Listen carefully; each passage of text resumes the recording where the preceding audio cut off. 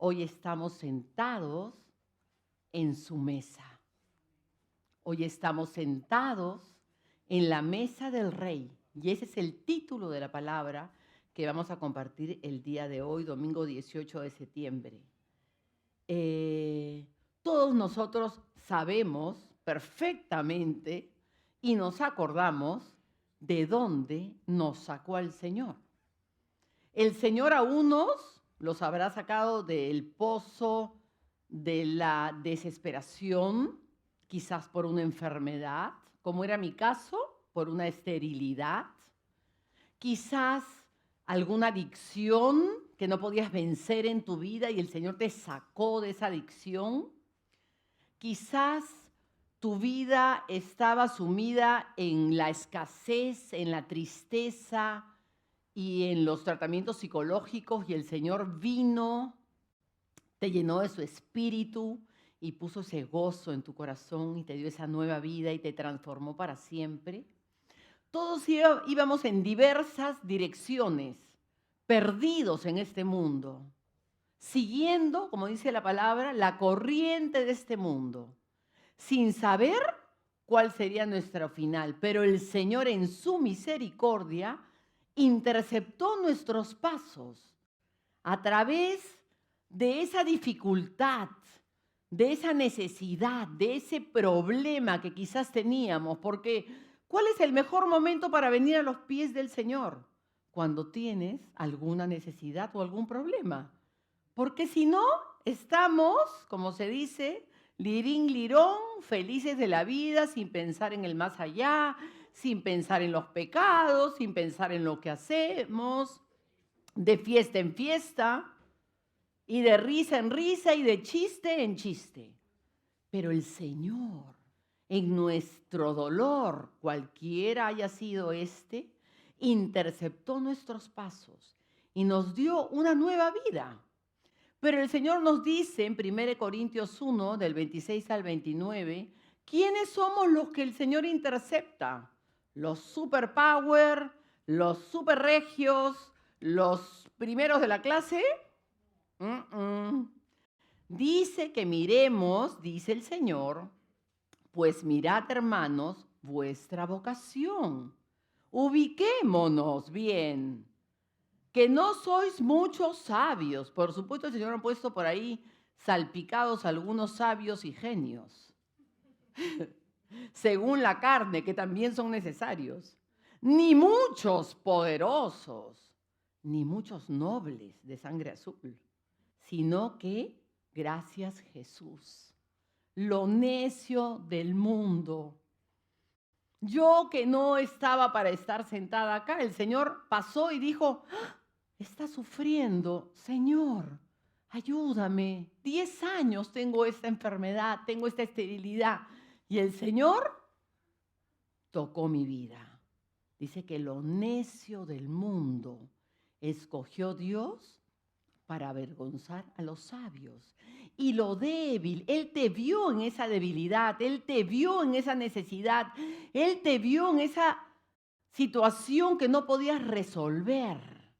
Lo débil del mundo escogió Dios para avergonzar a lo fuerte. Y lo vil del mundo, el pecador. Y lo menospreciado. Pero es bueno recordar nuestro pasado. ¿Saben por qué? Porque dice que el Señor permite todas estas situaciones adversas con un fin, que es el fin de que nadie se jacte en su presencia. Si tú tienes cualquier don, si tú tienes alguna gracia del Señor, si tú eres bueno en la música, si tú eres bueno en el violín, si tú eres bueno en el piano, es porque Dios te dio ese don. ¿Para qué? Para la gloria de Él, para la honra de Él y para que otros vean que lo que es imposible para los hombres, para Dios es posible. Y los que no daban medio por ti en el pasado, porque quizás, como compartía la vez pasada, un hermano todo el día fumaba marihuana y estaba atrapado en las drogas, hasta que Cristo le dijo, apaga eso, y nunca más lo hizo. Entonces es bueno recordar nuestro pasado, es bueno recordar nuestras debilidades, es bueno recordar nuestros errores. ¿De dónde nos sacó el Señor? ¿Saben por qué es bueno y necesario? Para que tengamos un corazón agradecido a Dios, para que podamos ver el antes y el después, el antes de Cristo y el después de Cristo, y podamos darnos cuenta que si tenemos algo es porque Jesús nos lo dio, que si hemos sido liberados de algo es porque el Señor nos liberó. Hay una historia que habla acerca, en la casa de Simón, ¿no? Que un fariseo, ¿no? Que entra Jesús y le dice a Simón, y le dice, Simón, quiero hablar contigo. Y él, pues, era un fariseo con sus vestidos largos, seguramente que señalado entre muchos, se sentiría el súper sabio y el súper genio y el que todo sabía. Pero el Señor nos da una lección a todos nosotros. Le dice, tengo una cosa que decirte. Y seguramente que Simón diría, "Ah, me van a felicitar, que qué bonita comida le he hecho, que qué bien lo atiendo, que qué linda mi casa". Pero no, Jesús, que es tan práctico y tan amoroso, le cuenta una historia de un acreedor. Pensemos en un banco. Tenía dos deudores, le debían dos personas. Uno le debía 500 denarios y el otro le debía 50, 10 veces menos. No teniendo con qué pagarle ninguno de los dos, dice que los perdonó a los dos, les perdonó la deuda. ¿Cuál de ellos crees tú, Simón? Le dice Jesús, que le amará más. Y respondiendo Simón le dice, Señor, obviamente, al que más perdonó, la deuda era más grande, le amará más. Y le dice, has juzgado rectamente. Sin embargo, Simón le dice, tú que te crees el súper hospedador, recibiéndome aquí en tu casa, ¿has visto a esta mujer? Que cuando Simón la vio, dijo, ay, si fuera profeta, sabría que esta mujer es pecadora. Lo menospreció. Le dijo, ¿has visto esta mujer? Esta mujer quebrantada. ¿Has visto esta vida con un corazón quebrantado delante de mí? ¿Has visto esta vida que llora? Dice que ha regado mis pies con sus lágrimas y las ha secado con los cabellos. Tú la has menospreciado. Pero Simón, tú no me diste un beso. Pero ella, desde que yo entré, le dice Jesús, no ha dejado de besar mis pies. Tú no me ungiste mi cabeza con aceite, pero ella ha ungido con perfume valioso mis pies. Por lo cual te digo, Simón, que sus muchos pecados le son perdonados. ¿Por qué? Porque amó mucho. Nunca nos olvidemos esos pecados con los que batallábamos, que pensábamos que nunca los íbamos a poder vencer. Yo no creo que haya sido la única. Yo decía, tengo esa tendencia, así soy, así eran mis papás, así era mi papá, así era mi mamá, y bueno, yo también seré así. Pero algún día podré cambiar. Bueno, el día que Cristo intercepta tus pasos y tu vida, Él hace de ti una nueva criatura. Y las cosas viejas pasaron. Y cuando te acuerdas de lo que hacías y de lo que tú eras, tú mismo te impresionas y dices, gracias Jesús, porque me has librado de tanto. Y continúas librándome, porque continuamos batallando con nuestra carne. Pero el Señor continúa, nosotros damos un paso y Él da el siguiente, y nosotros damos otro y Él da el siguiente, y el Señor nos empuja y nos lleva a su santidad. Él nos lleva a perfeccionarnos. ¿Quién puede decir acá que es perfecto? Todos somos pecadores, todos necesitamos del perdón del Señor día a día. Sin embargo, al Señor le agrada un corazón, que la iglesia tenga el corazón como esta mujer que derramó sus lágrimas, que secó con el cabello sus pies y que le dijo, gracias por perdonarme. ¿Y qué va a ocurrir? Va a producir en nosotros un corazón agradecido. ¿Y qué cosa va a pasar con ese corazón agradecido? Va a haber una transformación, va a haber un fruto de esa obediencia que tú le entregas a Dios cada vez que haces un pacto con Él. Cada vez que vienes delante del Señor y le dices, Señor, estoy batallando con esta situación. Yo sé que a ti no te agrada, pero dame la fuerza para vencerlo. Y el Señor te lo da. Y entonces Él hace una obra en tu vida. Él hace una obra preciosa que nadie la puede hacer, que está escrita en Ezequiel 16. En el capítulo 1, el título es Infidelidad de Jerusalén, porque bueno, vamos a leer la parte de lo que el Señor hace. En el verso 6 dice, yo pasé junto a ti, ese fue el día que Dios te salvó.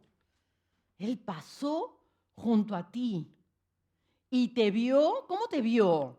¿Cómo estabas el día que el Señor vino a tu vida? ¿Estabas como eres ahora? No. Te vi sucia en tus sangres. Y cuando estabas en tu sangre, tuve misericordia de ti. No te dije primero lávate. No te dije primero límpiate. Sino que nos dijo, cuando estábamos muertos, hermanos y hermanas, en nuestros delitos y pecados, el Señor pasó y nos dio vida, sopló sobre nosotros esa vida verdadera que hoy nos hace estar acá delante de Él.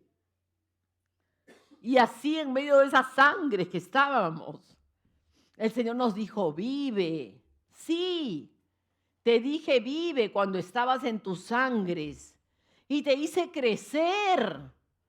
Hice crecer mi espíritu en ti, te transformé. Te hice crecer como la hierba del campo. Creciste como hijo, como hija de Dios. Y llegaste a ser muy hermosa, dice el Señor a su iglesia, a su esposa.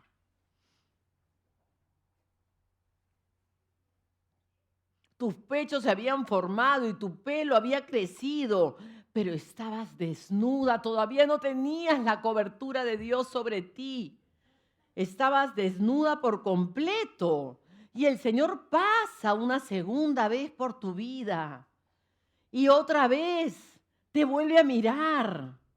Dice que era tiempo de amores.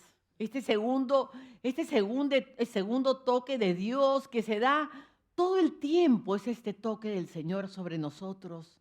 El Señor vuelve a pasar sobre nuestras vidas muchas veces. Dice que era tiempo de amores y que extendí mi manto sobre ti y cubrí tu desnudez, toda aquella vergüenza, toda aquella cosa del pasado que estaba descubierta. El Señor la tapa, la cubre con su sangre preciosa y dice que entra en pacto, como hemos cantado, en ese Dios de pactos.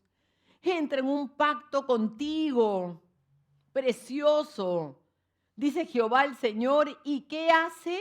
Fuiste mía, te convierte en parte de su iglesia. Él como la cabeza, nosotros, varones y mujeres de Dios, como la iglesia del Señor. Y luego te pone vestido bordado, te pone sobre los zapatos, te pone calcé de tejón, te ceñí de lino, te cubrí de seda, te atavié con adornos.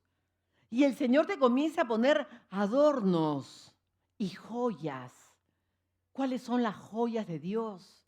Los dones, los regalos de Dios son, las joyas de Dios son los dones. Él nos adorna con dones preciosos que no son nuestros, que no nos los podemos agarrar. El llamamiento de Dios es irrevocable, Pero al que le da las espaldas puede perder ese llamamiento. Y dice que pone joyas, zarcillos, una hermosa corona sobre la cabeza, pensando en esa corona con la que el Señor nos pondrá el día que vayamos a su presencia. Y nos encontraremos con Él. Y dice que cada vida que le hayamos compartido de Él, cada vida que le hayamos hablado de quién es Jesucristo, será una piedra preciosa en nuestras coronas. Y así nos hizo un vestido nuevo, de lino fino y de seda, y nos dio un nuevo alimento, su palabra. Comiste flor de harina, de trigo, miel y aceite, aceite tipo del Espíritu Santo. Nos llena de su Espíritu.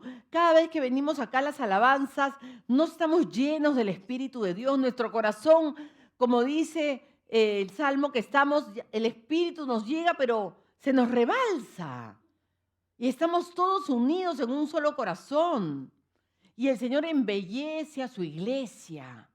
Embellece a su iglesia para que la luz de Cristo se pueda ver en ella. Y dice que tu fama se difunde. ¿Por qué?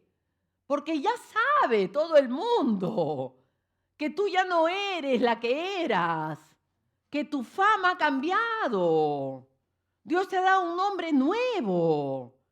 Ya no eras el que andaba, si eras hombre, quizás perdido, quizás en las borracheras, en las fiestas, en las discotecas.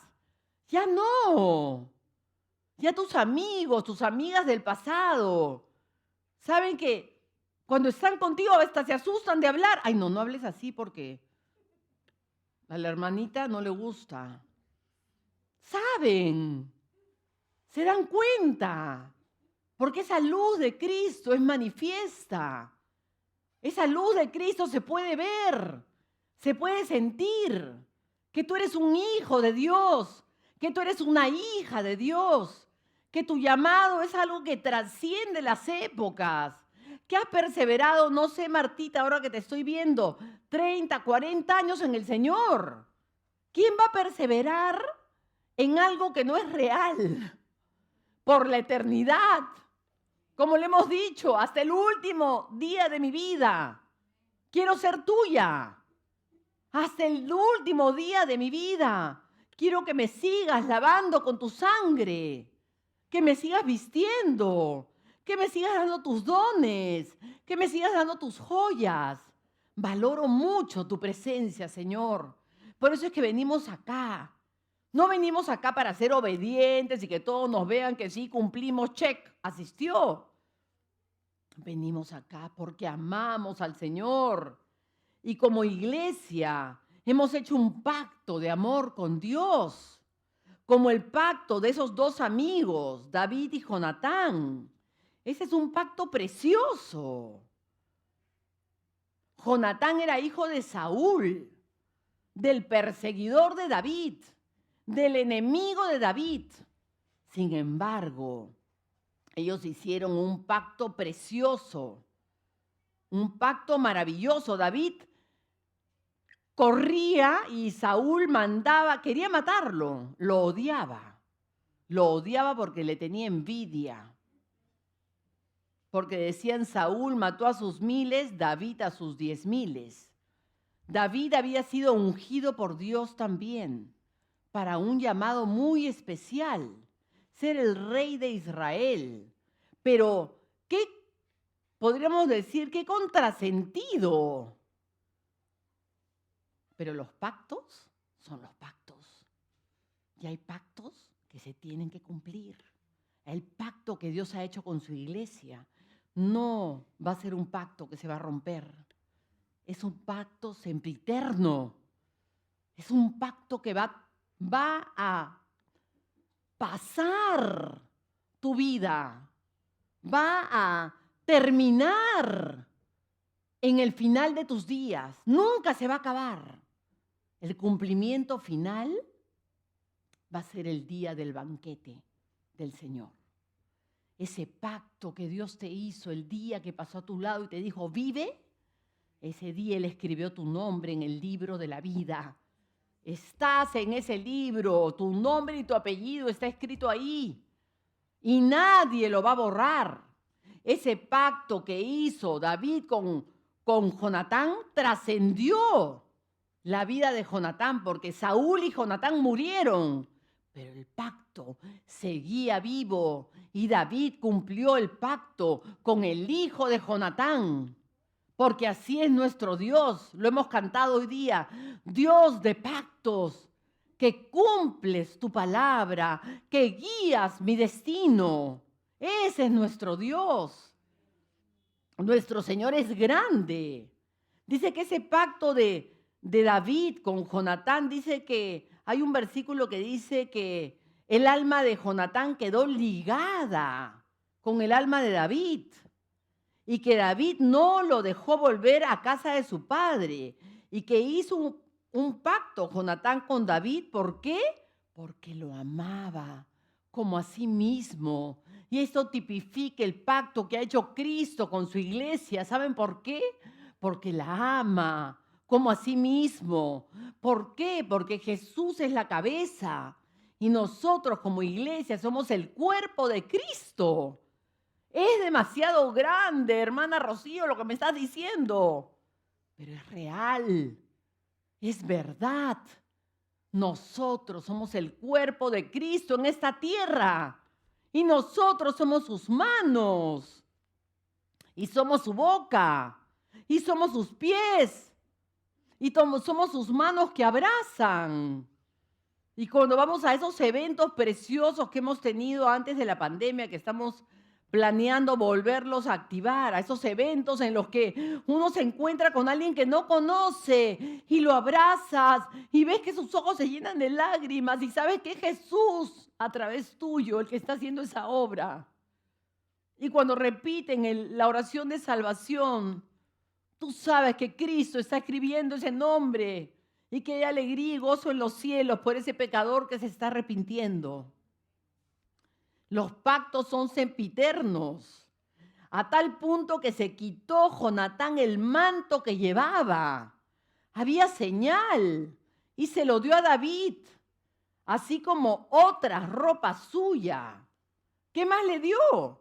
Le dio su espada, le dio su arco, le dio su centurión, o sea, le dio todo. Le dijo, esta es la señal del pacto. El pacto tiene que tener señal. Tiene que tener manifestación.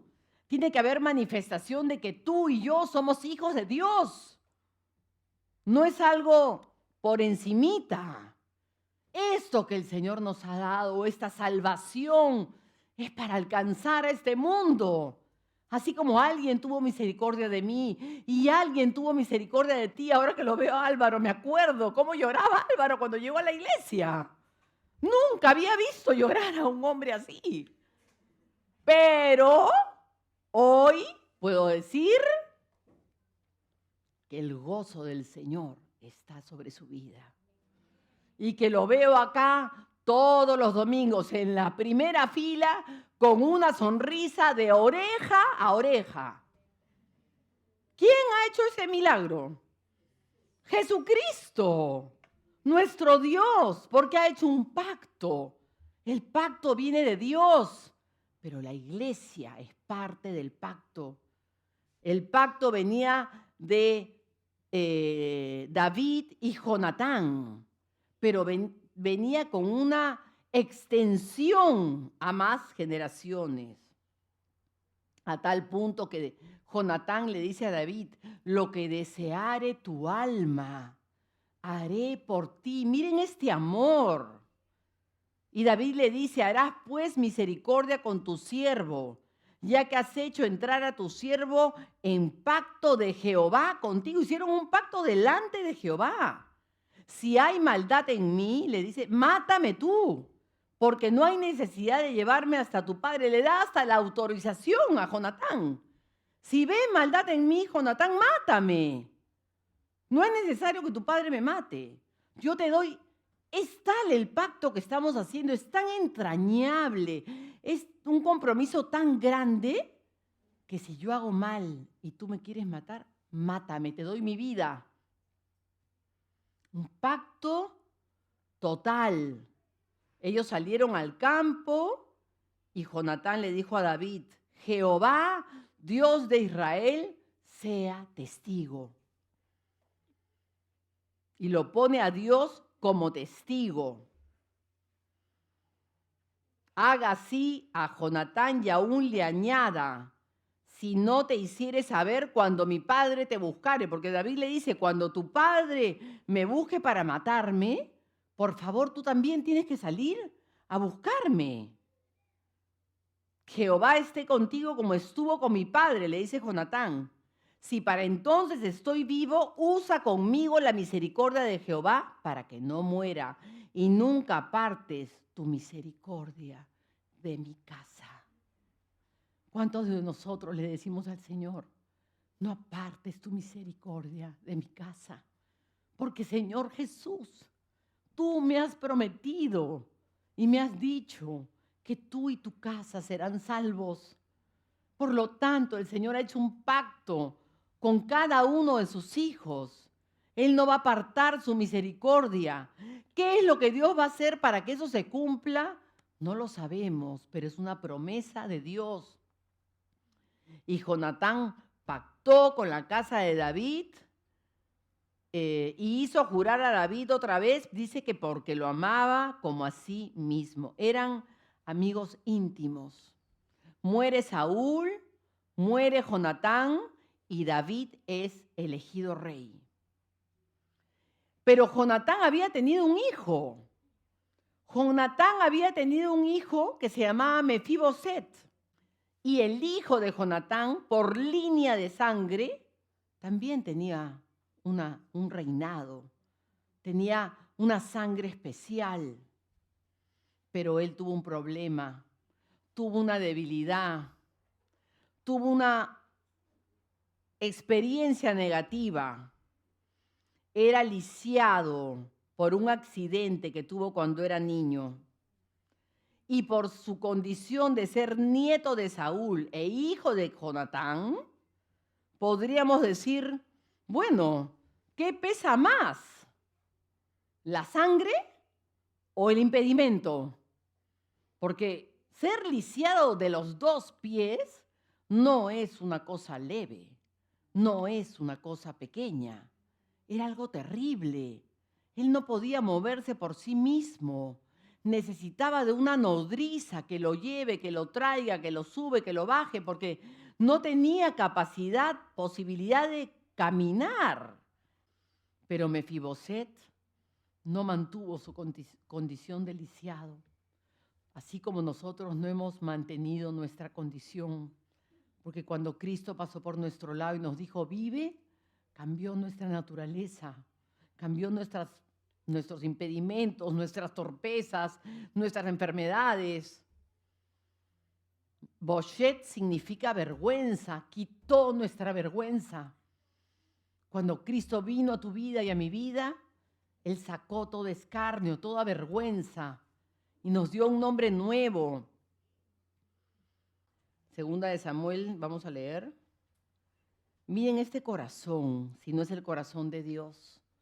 Pero eso es que Jesús dice que David, a pesar de los pecados, a pesar de todas sus torpezas, podríamos decir, y terribles pecados, tuvo un corazón conforme al corazón de Dios porque tenía un corazón misericordioso. Dice en el verso 1, la pregunta de David es esta: ¿ha quedado alguno de la casa, no digamos de Saúl, digamos de mi enemigo? ¿Ha quedado alguno de la casa de mi enemigo a quien yo pueda pagar, no mal por mal, sino bien por mal? ¿Ha quedado alguno a quien yo pueda hacer misericordia por amor a Jonatán, por ese amor que le tuve a mi amigo? ¿Hay alguna oración que tú haces delante del Señor por tu casa, que tú creas que Dios no la oye, que Jesús no la cumplirá, que Jesús no te responderá? Y miren este corazón de Dios. Dice que había un siervo en la casa de Saúl que se llamaba Silba y lo llamaron para que viniese. Le dice: ¿eres tú, Silba? Y él le dice: sí, soy tu siervo. Verso 3. le vuelve a inquirir David. El rey le dice, ¿no ha quedado nadie de la casa de Saúl? Búscame a alguien. Quiero cumplir el pacto.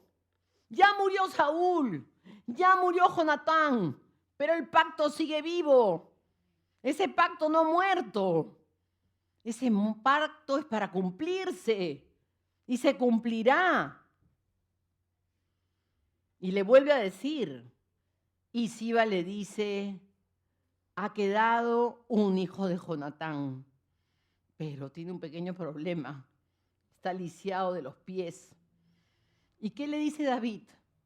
Deséchalo, apártalo, escóndetelo, llévatelo lejos. No, le dice, ¿dónde está?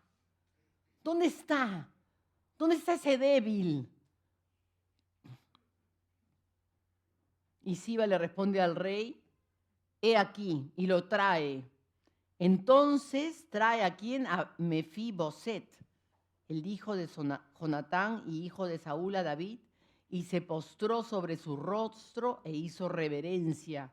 Y David le dice a Mefiboset, y él respondió, he aquí tu siervo. En el verso 7 le dijo David, ¿cómo estaría Mefiboset? Que su nombre significa vergüenza.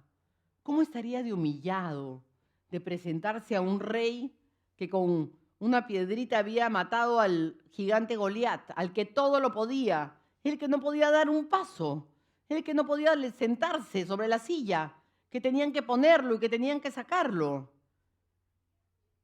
Le dice, no tengas temor de tu debilidad, no te mires a ti mismo. El Señor nos dice hoy eso a nosotros. No tengas temor. Yo lo he dado todo por ti. Te he dado una promesa. He ido a morir a la cruz. No me ha importado que me claven esos clavos en las manos, que me latiguen, que me insulten, que me escupan. No me ha importado hacerme hombre y tener ese dolor de poder entregar mi vida por ti. Te lo he dado todo. Mire lo que le dice la promesa de Dios. No tengas temor. Y el Señor nos dice hoy día a todos, no tengas temor, porque yo voy a hacer misericordia contigo. Yo voy a cumplir el pacto que he hecho contigo. Tu casa va a ser salva, aunque hoy no lo veas. Tu vida va a ser prosperada, aunque hoy estés batallando. Tú serás sanado, aunque hoy estés enfermo. ¿Por qué? Porque si aún Dios decidiera quitarnos la vida en medio de una enfermedad, en el cielo no hay enfermedad, no hay escasez, no hay tristeza, no hay llanto, no hay dolor.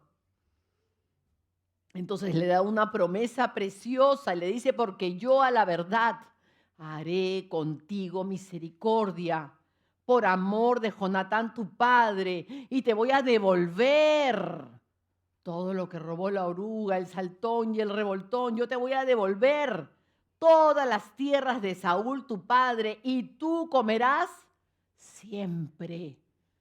¡Qué precioso! Tú estarás siempre sentado en la mesa del rey, invitado de honor. Tú estarás siempre sentado a mi mesa. Y él inclinándose le dice, ¿quién es tu siervo? ¿Cómo me ves? Para que mires a un perro muerto. Mire cómo se sentía él, que no había valor en él. Para que tú mires a un perro muerto como yo, verso 9. Entonces el rey llamó a Siba, siervo de Saúl, y le dijo, no solamente eso, sino aún más, que los hijos de Siba iban a honrar a Mefiboset. Todo lo que fue de Saúl y de toda su casa, yo le he dado al hijo de tu señor. Tú pues le labrarás la tierra. Tú con tus hijos, él tenía creo que 9 hijos, acá dice 15 hijos y 20 siervos. Todos esos, todo ese ejército serán para Mefiboset. Tú Labrarás la tierra con tus hijos y tus siervos y almacenarás los frutos para que el hijo de tu señor tenga pan para comer. No te va a faltar. Pero Mefiboset, el hijo de tu señor, comerá siempre a mi mesa. Y tenía Siba, acá dice, 15 hijos y 20 siervos. Y respondió Siba, conforme a lo que ha mandado mi señor el rey a su siervo, así lo hará tu siervo Mefiboset, dijo el rey. Comerá a mi mesa como uno de los hijos del rey. Y tenía Mefiboset un hijo pequeño, bueno, que se llamaba Micaía, y ahí, y toda la familia de la casa de Siba, toda esa familia que hemos mencionado, 15 hijos y 20 siervos, eran siervos de Mefiboset. O sea, ¿qué pasa? Se cumple el pacto que David había hecho con Jonatán. David cumple su palabra. Y Cristo, Jesucristo, ¿tú crees que no va a cumplir su palabra? Nuestro Dios es un Dios que no miente, que no falla, que su sí es sí, que su no es no y su amén es amén. Dice el Dios por grande, por los siglos de los siglos. Mi corazón se estremece al ver el corazón de David. Y haciendo una analogía entre Mefiboset y nosotros, que hemos sido rescatados, también paralíticos en muchas áreas de nuestra vida, también torpes en muchas áreas de nuestra vida. Muchos éramos cojos, otros ciegos, otros quizás teníamos complejos o limitaciones de todo tipo, pero Jesús nos rescató y nos invitó a sentarnos a su mesa. Nos transformó, cambió nuestro corazón, se llevó nuestro corazón de piedra, ese corazón que teníamos duro. El Señor quiere que nuestros corazones estén siempre agradecidos. Gracias, Jesús, por esa transformación de corazón. Pero esa transformación no acaba acá, no acaba hoy día. 18 de septiembre, continúa y continúa y continúa. Porque el Señor dice que si tus pecados fueren rojos como la grana, Él los hará como la blanca lana. Y que si fueren rojos como el carmesí, Él también nos hará como la blanca nieve. ¿Cómo no estar agradecidos al Señor si estamos en tiempo de amores? Él nos lleva hoy día a su casa del banquete. Y su bandera sobre nosotros, ¿qué podemos decir que es? Amor. El Señor nos dice, levántate, iglesia, amiga mía, hermosa mía, ven, levántate. A la iglesia, género, a todos, hombres y mujeres. Paloma mía, que estás en los agujeros de las peñas, sal de ahí. Muéstrame tu rostro, iglesia de Dios, y hazme oír tu voz, hazme oír tus alabanzas. Yo soy de mi amado y Él es mío. Es tiempo de amores. Hoy día somos una iglesia muy bendecida. Si pudieran pasar los músicos, por favor. Somos una iglesia bendecida. Y hay una cena preparada, preciosa, para todos aquellos que continúan limpiando sus vestidos, sus ropas, sus corazones. Tenemos que estar preparados para ese banquete, porque así como Mefiboset fue llamado y dijo, te sentarás para siempre en la mesa del rey, Cristo cuando hizo su sacrificio en la cruz, también puso tu nombre ahí en esa mesa. Y eso está en el libro de Apocalipsis, dice, y con esto estamos terminando, que nos gocemos y que nos alegremos y que le demos gloria, porque esas bodas del Cordero llegarán. Ha llegado las bodas del Cordero y su esposa, que es la iglesia, ¿qué pasará? Se ha preparado. Tú te has preparado, nos estamos preparando. Y a ella, la iglesia, se le ha concedido nuevas vestiduras de lino fino, limpio y resplandeciente, la luz de Jesús. Porque el lino fino son las acciones justas de los santos. El Señor nos dice, bienaventurados, benditos somos todos los que son llamados a la cena de las bodas del Cordero. No sabemos por qué. El Señor nos ha tocado. Gloria a ti, Señor. No sabemos por qué nos has tocado, habiendo estado nosotros en nuestras sangres. No sabemos por qué en nosotros se ha fijado. Al contrario, como hemos dicho, lo vil y lo menospreciado. Sin embargo, hoy vamos a cantar esta canción que es más que una canción. Pónganse de pie, por favor. Es un pacto en el que le decimos a Dios que le amamos con todo nuestro corazón, y así como Él hizo ese pacto de amor con Jonatán, nuestro corazón está ligado a Él, y fuera de Él nada deseamos en esta vida. Nada deseamos. Gracias, Jesús. No sabemos por qué tú nos has tocado, Señor.